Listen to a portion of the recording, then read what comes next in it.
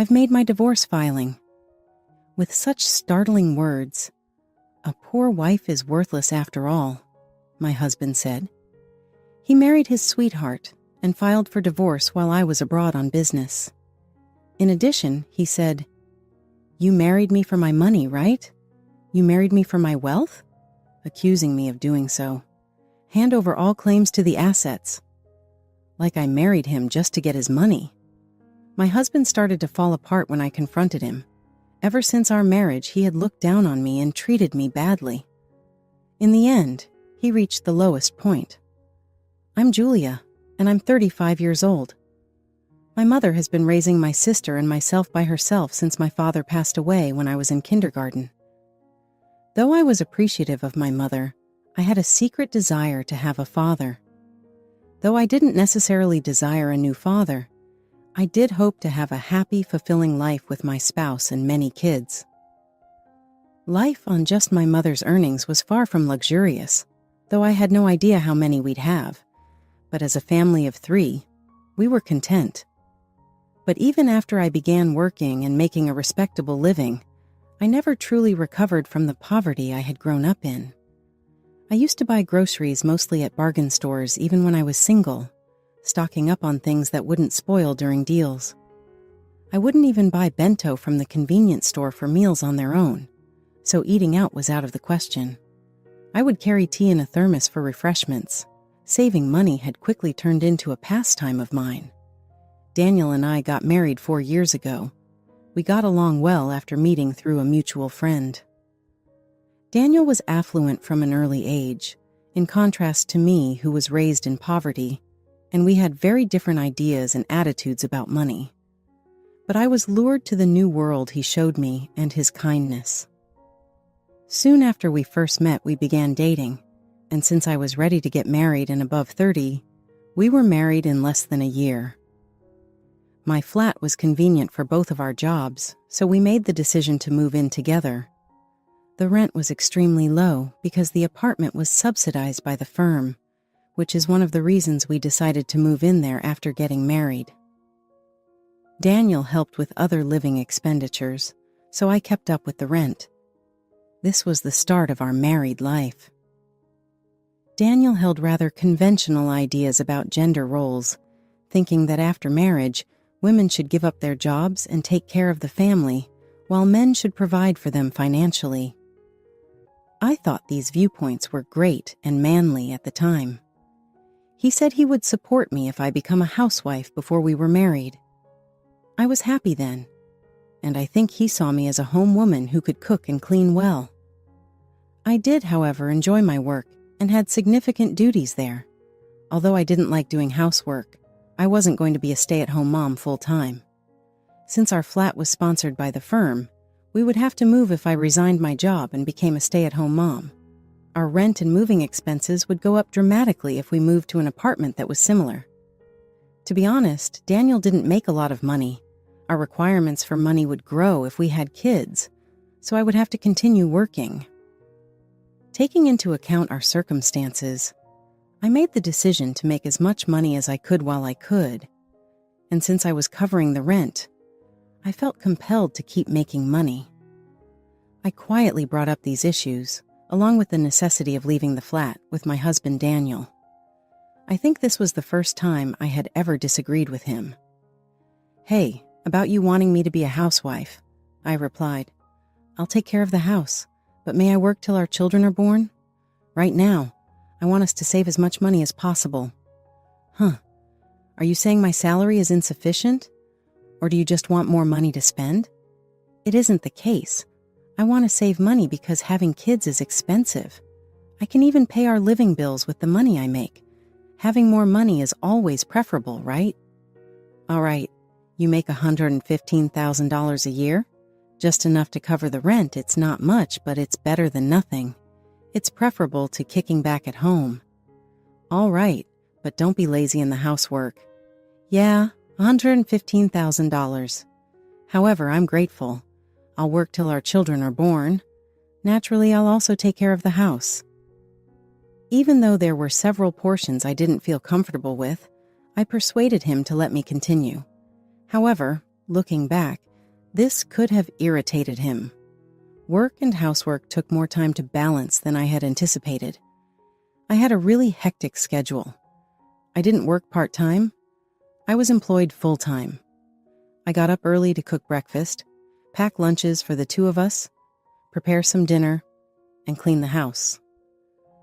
After Daniel went to bed, I cooked dinner, warmed up the bath, and did laundry when I got home. Since we hardly had any time together as a pair, I started to question whether this was truly how a marriage was supposed to work.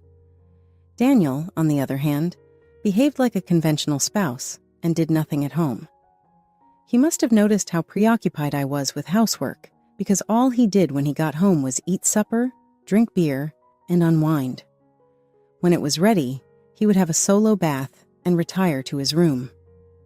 Considering how hard I was working, I wished he would lend a hand a little, but I was afraid to speak up for fear that he would urge me to simply quit my job. I foolishly thought that after we had children, he would start to help more around the house. But we had become more and more estranged from one another, so having children seemed unlikely. I chose to speak with Daniel about it. "Hey, we should start thinking about considering kids, right?" "Ahem, young ones? Considering your exhaustion from work and housework, you're surprisingly energetic." "That is not the issue. I'd like to start a family." "Our marriage isn't that old. Isn't it premature for children?" "Perhaps for you, but I'm already past 30. The time a woman has to become a mother is limited.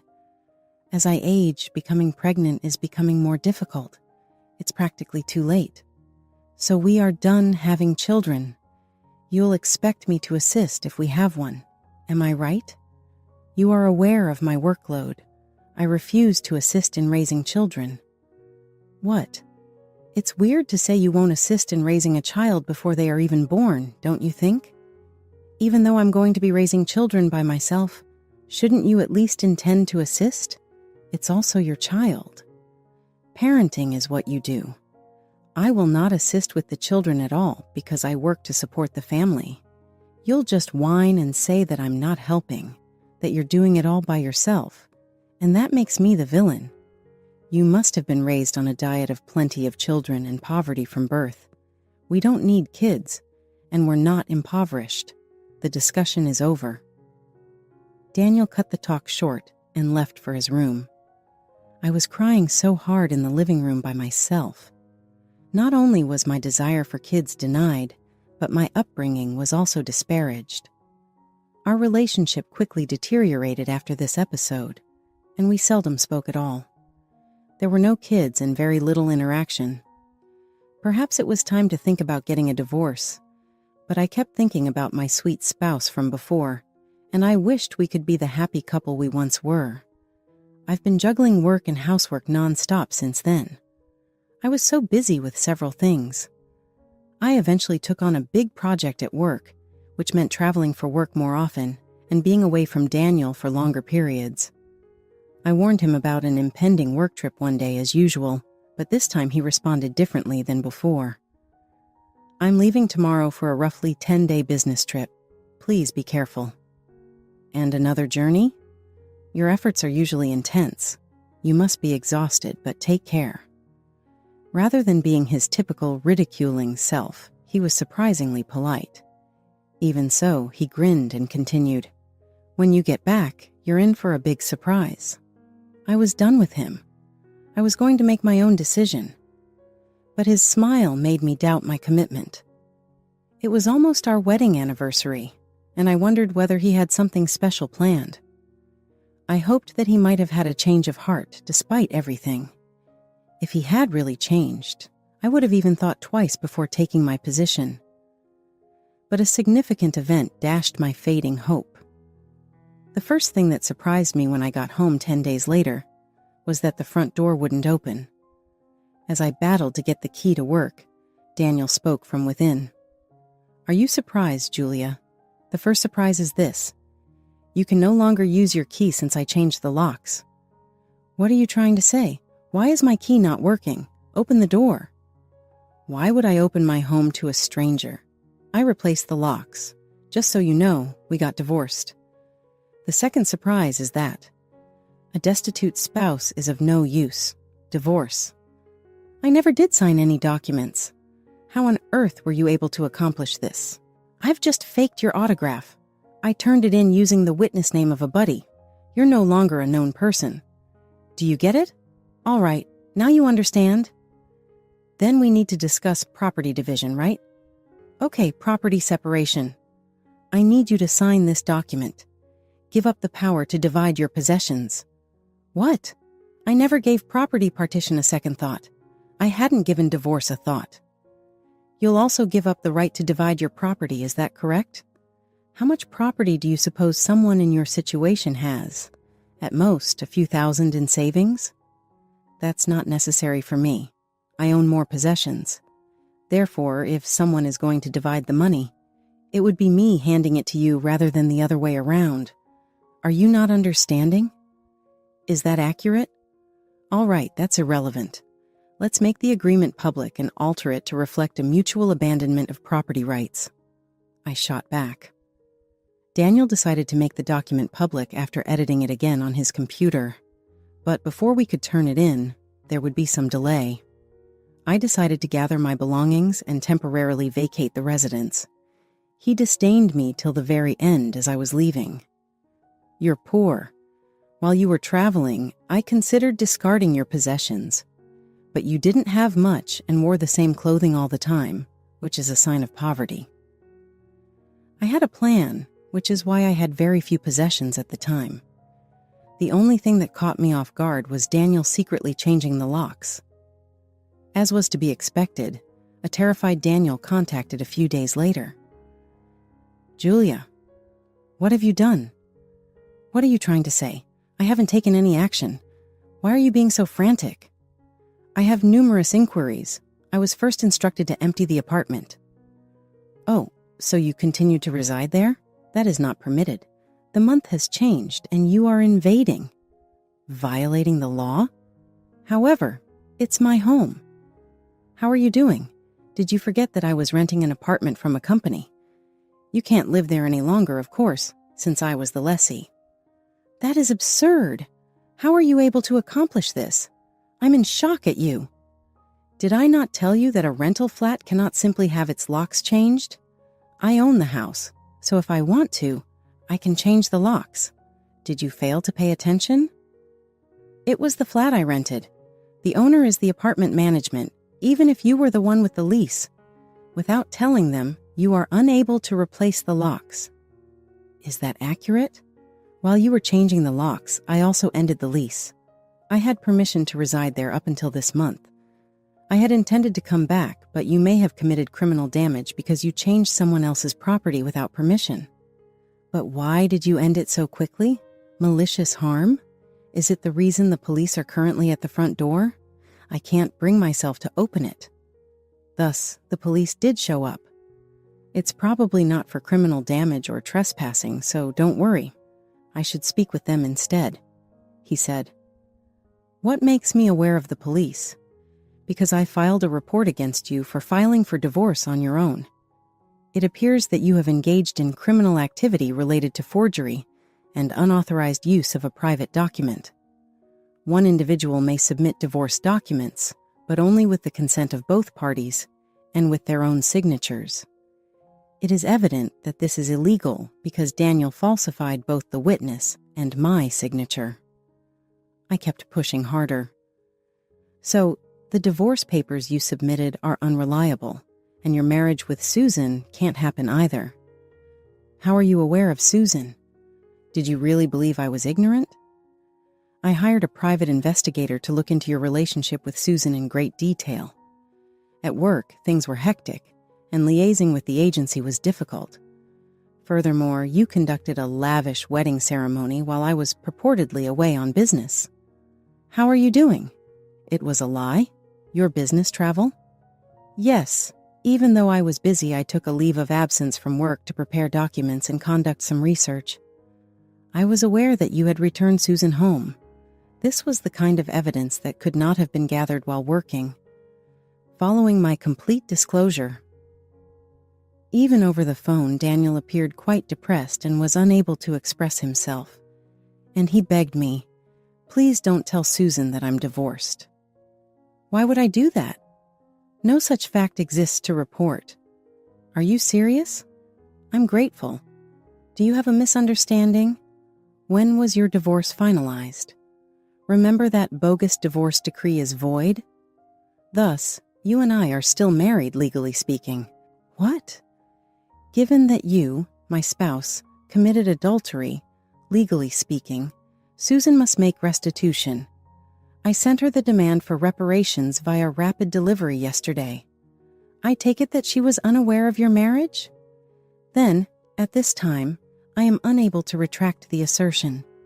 Even though I knew Susan thought Daniel was unmarried, I nonetheless submitted the demand for reparations on purpose. Perhaps Susan hasn't gotten the letter because she hasn't gotten in touch with me yet. It ought to show up shortly. When you have to deal with the cops, should I be on the phone with you as well? You have a lot on your plate. I refuse to listen to the cops. No one will arrest me.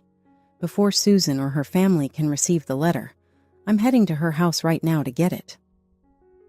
Then he hung up. He most likely walked straight to Susan's house to stand by the front door and wait for the postman. Since the letter was sent as registered mail to Susan alone, I knew it would be in vain. He couldn't get it even if he waited for the postman. Daniel called me a few hours later, looking dejected. When the postman arrived, he said there had been an incident. Finally, I'll take that envelope. Who are you? You do not reside here, correct? Since I'm married, I live here basically. I'm entitled to receive my letters. As you can see, I'm unable to offer you this envelope. The mail is registered to Susan alone. What? Please give it to me. Certainly not. If you're really that keen, get Susan's okay. What's going on here? Ah, Daniel, why is there so much noise? What's taking place? Ah, Susan, you have registered mail. This dude would not take it. I apologize for the inconvenience. I'll be heading out now. What is this? A call for restitution? Daniel, you were wed? What's happening here? I apologize, but she was formerly married to someone else. I was ashamed to announce my divorce. I apologize for keeping things under wraps. However, isn't it odd? We just started dating, and already there's a demand for payment? There shouldn't be any issues if you were divorced prior to our dating relationship, right? My ex-wife is insane, all right. Perhaps she's requesting compensation because I got married out of resentment. That was his justification. However, it was soon shown to be a lie. I wrote a letter and included my contact details in the envelope, so Susan gave me a call. I informed her during that call about the infidelity, the null and void divorce, and their nuptials while he was still my husband. They'd had a ceremony, but they still hadn't filed the marriage registration. It was still pending since Daniel wanted to submit it on a nice couple's day. He most likely put off filing for marriage registration since he wasn't sure if the divorce was finalized. Daniel ran from Susan's house when he was exposed and contacted me again without hesitation. I needed to tell Daniel something crucial after our meeting at the adjacent cafe.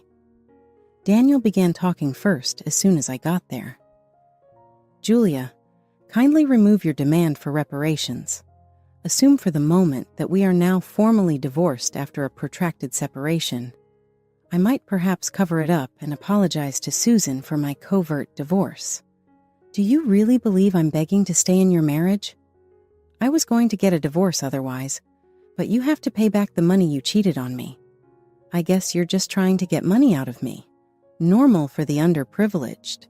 You really do have a weak heart. You're speaking gibberish. Everything can vary based on my response. We still have the choice not to get divorced. You can't refuse if I say no, which means you can't marry Susan and your marital status will be made public. All right, I'll cover the damages. Divorce me right away. Please sign here. What about property division? How much more are you hoping to get out of me? Reparation ought to be sufficient. Recall that we decided not to divide the property, correct? So let's formalize it now. All right. You're not as horrible as I believed. I'm grateful. After creating a public document for property division and reparations with a public notary, we headed to City Hall to file the divorce paperwork and complete our divorce. Feeling relieved, I said my goodbyes to Daniel. Glad we don't have to divide property. What are you saying? It's something that helps me. Do you still possess any assets after giving me my money back, by the way? Susan is going to demand damages as well. She said there will be a fee for the wedding. That isn't feasible. Susan and I are getting married. She is not able to say that. Now that we're divorced, there shouldn't be any issues. You continue to exist in a fiction. You cheated on your spouse. While you were still married, you got married. Do you think Susan still has faith in you? Fraud in marriage? That is absurd. Susan is going to believe me. Feel that if you so choose. Susan told me straight. Did the guests at your wedding not receive payment for their roles? You still owe them money? You were aware of that? I still haven't paid them. Why is it important to you? You would have been better off if you had just accepted property division. That is what I intended to convey to you. Even if we had divided property, you would have benefited more. What topic are you discussing? The poor woman. You only make $15,000 a year, and your family is impoverished, correct? Even a raise would only amount to about $20,000. You possess no property. I figured you might be wrong because you constantly calling me poor. Yes, I do make $15,000 a year. But you are aware that I am employed for a foreign corporation, right? I became a director of the American branch, but it doesn't appear like you're interested in me. Instead of $115,000 a year, it is $155,000 monthly. That indicates a $1.86 million yearly income. $180,000 a year. $180,000? That is not possible. Obviously, I've been saving that money for the future since I haven't had the opportunity to spend that much. There is still a sizable amount of funds from before our marriage, but they are not included in the property division. As a result, I might have divided the property to obtain half of it. After all, you were my destiny. I'll have the divorce documents updated. How are you doing? If you have that much money, you think I'd gladly undo the divorce after all that hatred? I explained to Daniel that the reparations claim was non-negotiable after our conversation at the cafe. You mean you don't have to ask for compensation? It's not much for you at all. Whoever laughs at 1 cent will cry over 1 cent. I'm making this payment to make up for the mental pain you gave me. Sincerely, I'd like to make additional claims. Now that it's official, please make sure you pay it, even if you have to do it in payments. I will have no money at all. Don't return to the flat either. By now, your stuff ought to have been transported to your parents' place. You may have assumed I didn't have many possessions, but that was before I relocated. For the most part, they were. Were you really that uninterested in me? I have to return to my parents' place since I can't have so little. They are ignorant at this point, are they not? Allow me to clarify. Refrain from speaking. I've filled them in on everything already. We should be transparent about our reasons for divorce. Oh, and your father told me not to cross our threshold ever again, so I'm stuck here. I left the cafe as Daniel looked to crumble beneath the weight of it all. I later learned that, in spite of my advice, he got into difficulties at the police station. Returning to the flat, he sat in the vacant room aimlessly until the manager phoned the police, at which point he was hauled away. Following Daniel's apprehension and the ensuing legal actions, his parents accepted accountability and endeavored to mend fences. They expressed their regret to Susan's family and paid off all debts associated with the wedding. I expected Susan's family to file a lawsuit for marriage fraud, but they chose not to. I didn't waver in my resolve to sue Daniel for falsifying the divorce documents, though. He made a settlement offer, but I decided to press the lawsuit nevertheless. For me, it wasn't about the money. It was about Daniel having to deal with the fallout and realizing how serious his actions were. I was able to handle the legal process without it being too heavy with the help of my attorney. Daniel was eventually fired as a result of his behavior at work being revealed. Due to his inability to obtain a steady job, he was forced to work long hours at a relative's construction company, where his father used the majority of his pay to settle his obligations. It was evident that Daniel's parents, more stringent than I had thought, had gone to considerable lengths to guarantee he reimbursed Susan for her damages as well as my reimbursement. This was a turning point in Daniel's life, where he had to face the results of his decisions and how they affected other people. I had been through so much and had learned to be resilient, but relocating overseas after my divorce was finalized gave me a much-needed sense of freedom. I found comfort in a new friendship in the head office of my company with a foreign executive. They felt supported and understood, especially as they looked forward to the birth of their first child together.